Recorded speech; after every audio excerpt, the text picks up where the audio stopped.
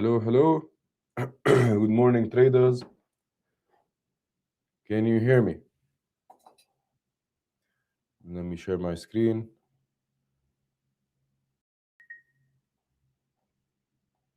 Okay, there it goes.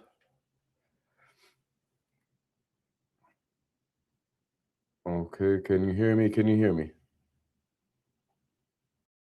All right. So, good morning, everyone. Merry Christmas, and soon, or we can already say Happy New Year. We're approaching the end of year, the last 2 days, last 2 3 days of the year.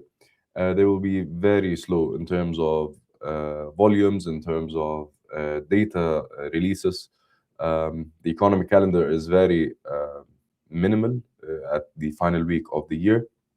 By the way, I apologize for my voice, but I'm pretty sick. So let's get to it. Let's start. Let's see what we have on the economic calendar this week, which will not have much, and then we'll move to the charts and see how the markets are doing during this low liquidity, thin liquidity period of time. All right, so we start with Monday today. We have crude oil inventories coming from the US. So this data point will be impacting the energy sector in general in the US and the oil inventories, the WTI prices. So if it comes in like positive above zero, like it means that there is a surplus in the inventory, which means that this could be negative for the oil, because it means that supply is outpacing demand, and the exact opposite if it comes in the minus. So if it comes in the minus, it means that demand is outpacing supply, which can be positive for the oil prices. All right, now we move to the next one, which is tomorrow we have the FOMC meeting minutes. So we had the meeting earlier in December. I think it was December 19th, uh, when they cut the 25 basis points. So there was a meeting for the FOMC, which is the Federal Open Monetary Committee.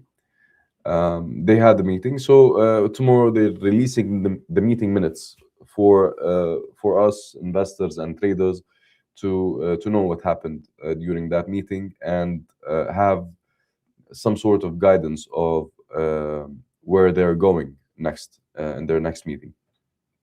So that's Tuesday. We move to Wednesday. We have two data points, which are the initial jobless claims. The previous was like an improvement um, from the previous reading. So the previous was 214. This was a positive number last week. Let's see if they can, if the jobs market can do better this week, and we see even lower jobless claims in the US. If that happens, this will be positive for the US economy. If it comes in higher than expected or higher than the previous, if it comes in negative, this means it's negative for the jobs market, which means negative for the US dollar as well. Okay, so why negative for the US dollar? Because they will need to cut rates even further to boost the jobs market, which could mean less attractiveness to or a less attractive USD.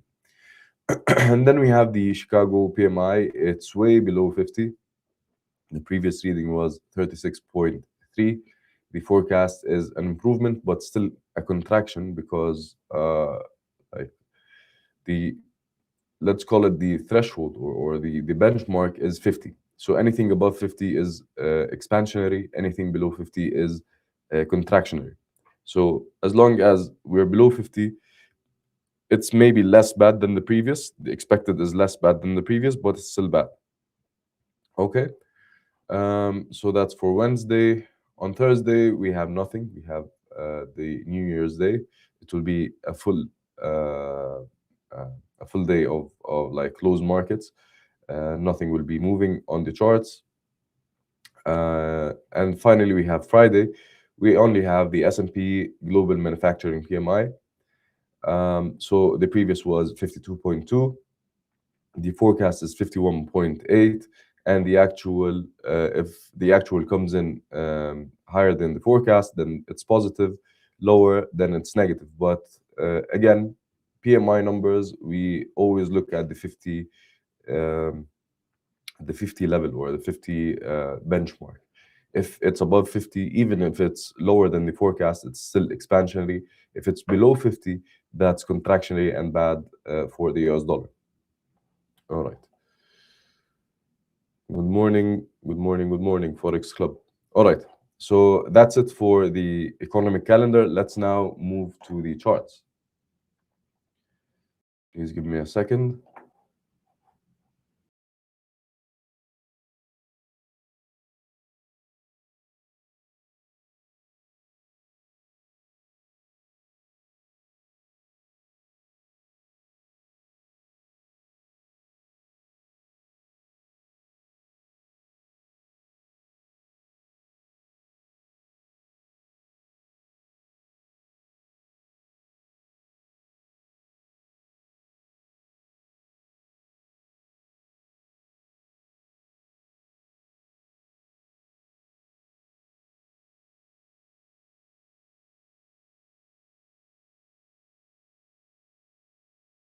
Here, I'm trying to share my screen. Just give me a second, please. Yes, there it is. Okay, so we start with the DXY. Last week closed bearish, so we're expecting to see more downside on the DXY, maybe to below 96 level. But the first, let's say, obstacle that it has is at 96.3. So let's see what it will do. But the dollar index is negative now.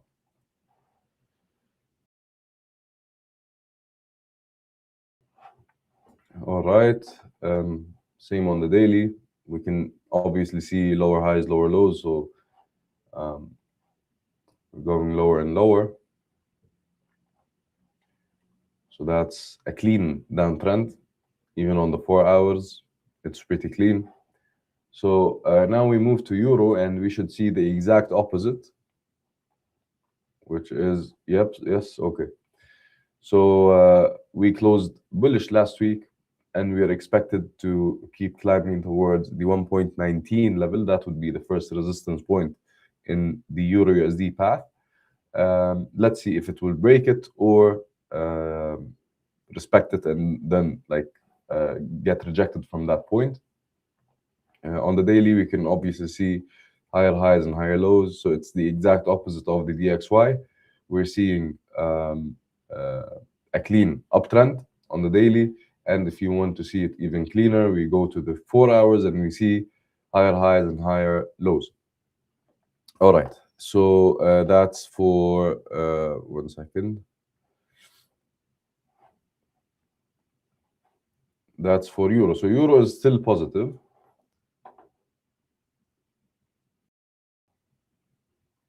Okay, euro is still positive. We now move to the GBP USD, which is cable. Let's see how it's doing. Okay, so as analyzed last week, we expected it to continue going up, and it did continue go up.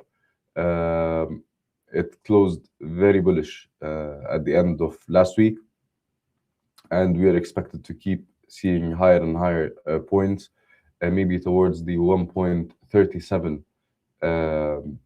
level. This will be the first important or real test for the GBP USD. On the daily, we can obviously see higher highs and higher lows, a clean uptrend. So it's basically everything against the USD is going up. Let's now look at the USD JPY and see if it's doing the same, because USD is going down, but JPY is also going down. So let's see how it's been doing.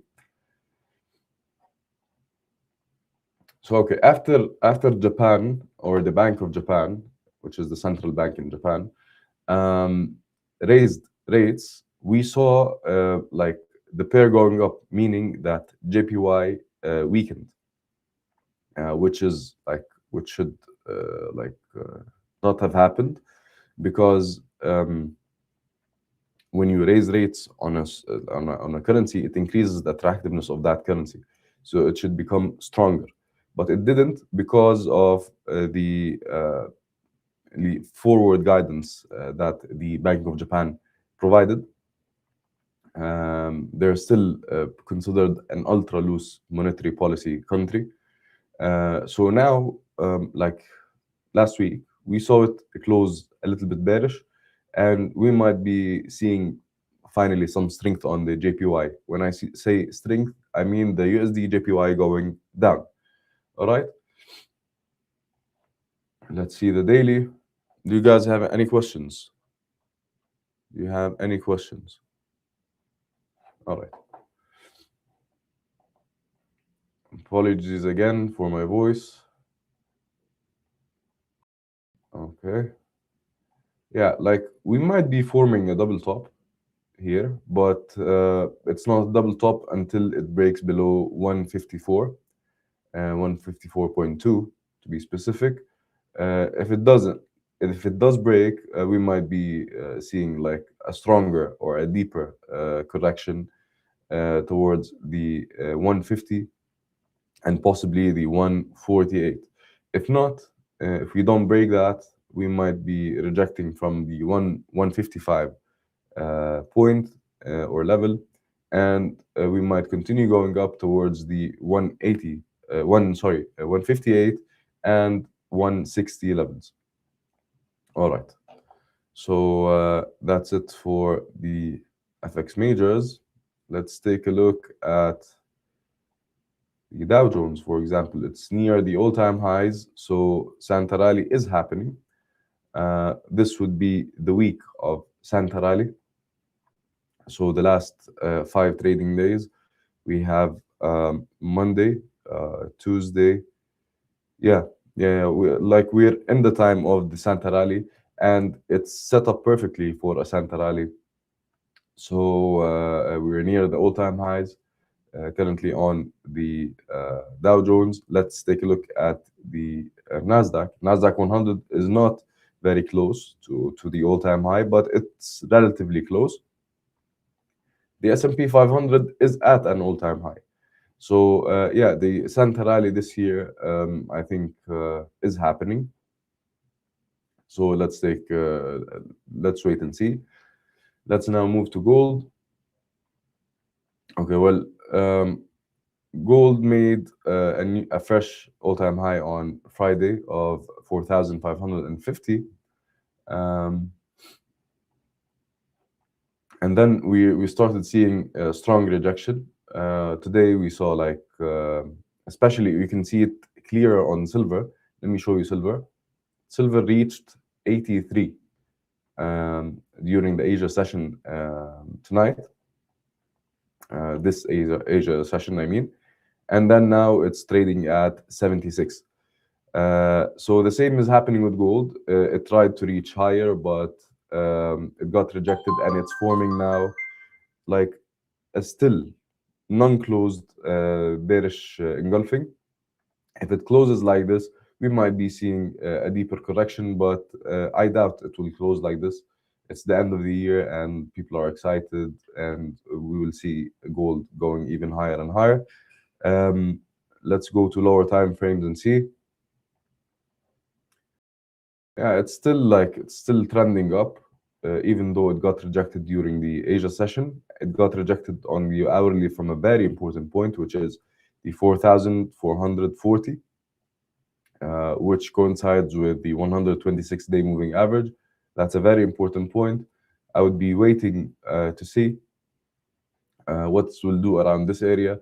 And if I'm trading gold, I would be going long gold, not short. So that's it for today, guys. I apologize for the gold has a lot of volatility. Yes, it does have a lot of volatility. I wouldn't trade this time of the year, to be honest. So, guys, that's it for today. I apologize again for the bad voice and